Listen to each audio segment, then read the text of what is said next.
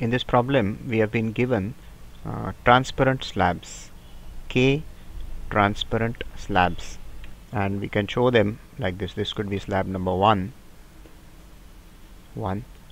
slab number 2 is below it, and so on until I get to slab number K. So this is slab number K. Now the thicknesses are also given. So for example, this thickness is given to be T1, this is T2, and this numbering scheme goes right up till the last slab. So the thickness is Tk, and likewise the refractive indices of these slabs are mu1, and for this slab it is mu2, and so on until I reach the last slab whose refractive index is mu k. Now there is an object down here.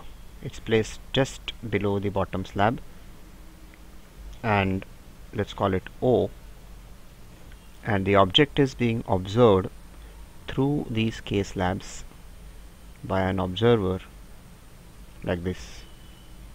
So he's almost vertically above O. In fact, he would be vertically above O.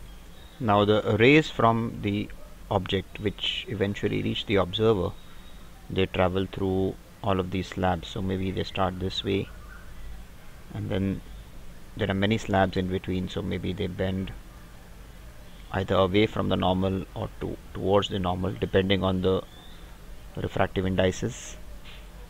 Maybe one goes like this, maybe one goes like this, and finally the last one gets out like this. So if we make the assumption of near normal incidence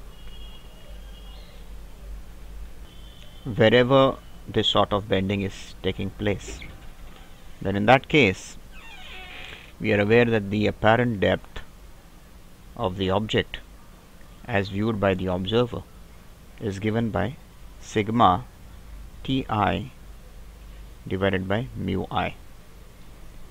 Now Ti is of course the thickness of the ith slab, and mu I would be the refractive index of the ith slab, refractive index of mu of ith slab, and this mu is taken with respect to the medium of the observer. Now what we have to do in this question is to replace these K slabs with a single slab, and the unstated assumption in the question is that this single slab should have the same thickness as the combined thickness of all of these. That is to say, the thickness of the single slab is going to be summation of Ti. So we'll now replace these slabs by a single slab by the method described like that, and of course the thickness of this single slab, that is this length, if I call it d, then capital D has to be equal to sigma Ti. The apparent depth of the object is now given by d apparent equals capital D divided by mu of this particular slab. That's what we want to find out. What is the refractive index of this slab? So mu of the slab with respect to the medium of the observer, which is of course equal to sigma Ti divided by mu of this slab, and this apparent depth is of course equal to the apparent depth as viewed in the first experiment when there were K slabs. So let me just create some more space over here. The apparent depth in the first experiment